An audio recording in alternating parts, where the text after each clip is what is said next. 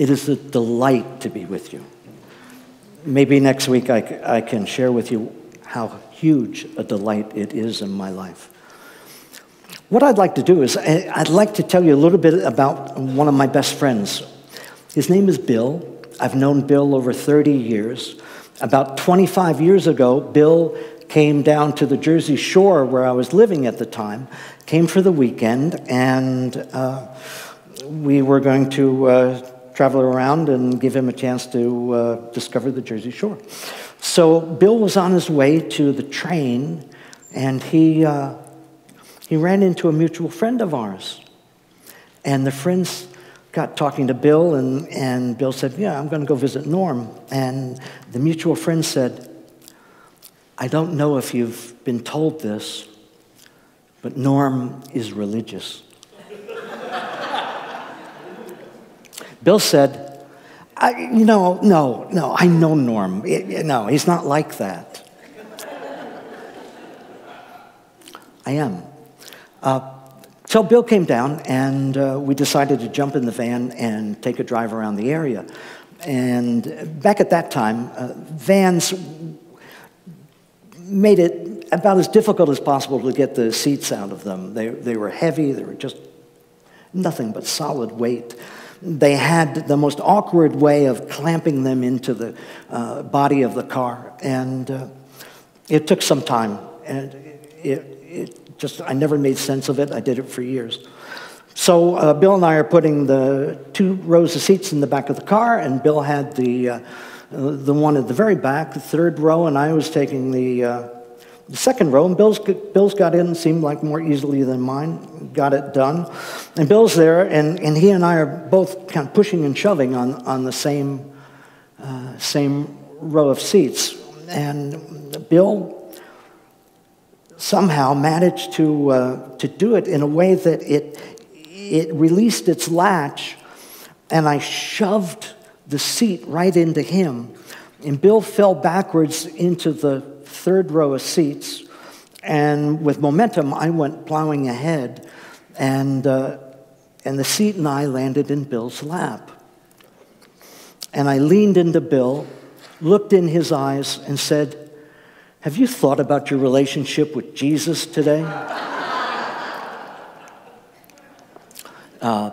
Bill looked like a deer in headlights for a moment until he saw the humor in what I was doing. And what's really neat is Bill has been someone who has been uneasy with even spirituality and faith, and very uneasy about church. He would come and visit maybe when I was doing something, and would come out and support always. But it just didn't feel right. And I watched over the years, and Bill kind of tiptoed and got a little bit closer, and kind of like putting your foot in the water, and just got a little bit more and more. And then he got involved with the church. And there are 2 things he liked. He liked the music, he liked the people, and he liked the pastor. And he got to know the pastor. The pastor was really generous and was more than happy to meet with him and answer his questions. And Bill ended up going in a direction that gave him more opportunities for service. He found his way into faith through service. And Bill he's a fine bass player. And he would bring fine musicians into a couple of the different soup kitchens in New York. And he would bring really excellent music in there, and he got to know the people that were there for meals, and they became friends, and he freely extended himself. And I saw this thing happen. And he's gotten closer and closer.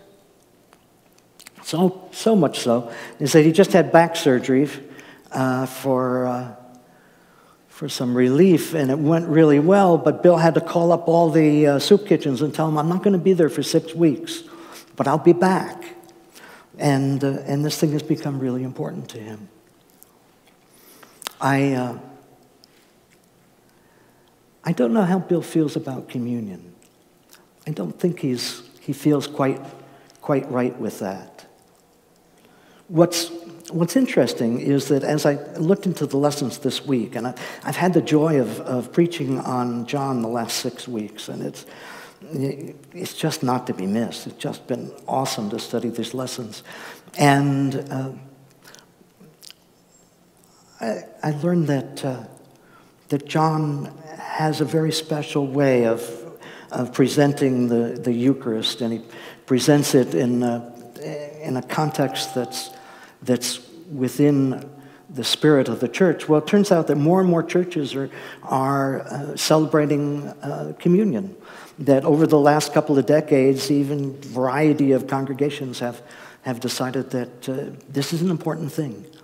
This is an important message that we receive from our Lord, that we are in communion, that we are forgiven, that we are accepted by God, that God's mercy pours into our lives and fills our spirits.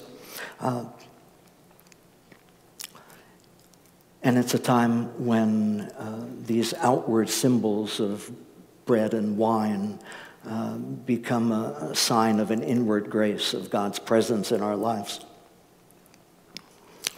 I am struck by the miracle that precedes this at the beginning of the 6th chapter. And in the passage, the miracle is that God feeds 5,000 people. Jesus feeds 5,000 people. And not one person went away hungry. And no matter who they were, how they were dressed, how they behaved, what they experienced in life, they would all be fed. And what I've noticed is that in our lives, it doesn't matter what's going on in our lives. It doesn't matter how rushed we were running out of the house, and if we didn't get ourselves quite put together the way we wanted. It's okay that no matter what struggles we've experienced, no matter what heights we've climbed, no matter what hard lessons we've learned, that God has a place for us at that table. And that we each stretch out our hands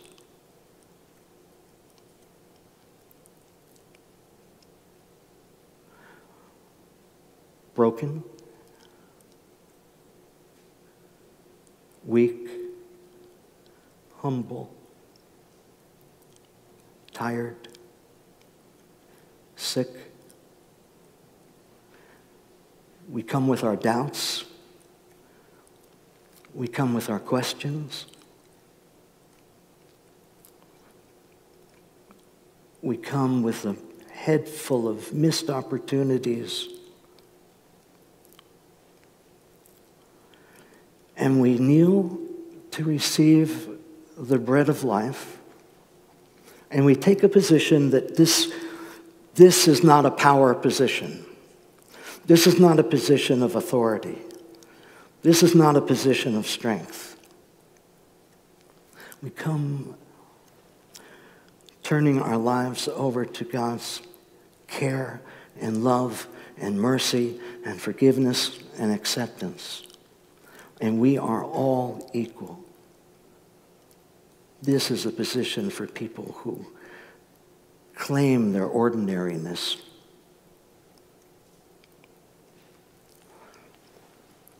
I think Bill's close.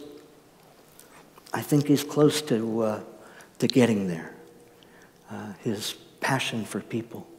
You see, what I notice about Bill and what I noticed about the disciples in this week's lesson is what distinguishes them from the crowd is they know the way.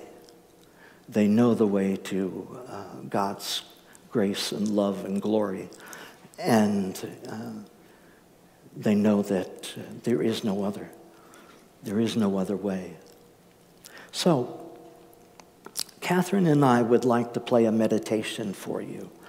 And it's a paraphrase on Amazing Grace. I'm going to ask you to not applaud, if you would, to receive it as a prayer. And I hope you want to applaud, but maybe we can talk about that in the coffee hour afterwards. Okay? So I offer this in thanksgiving for all those who have a heart to do service in this world, for all of you that have a heart to do service, and I know there are many here.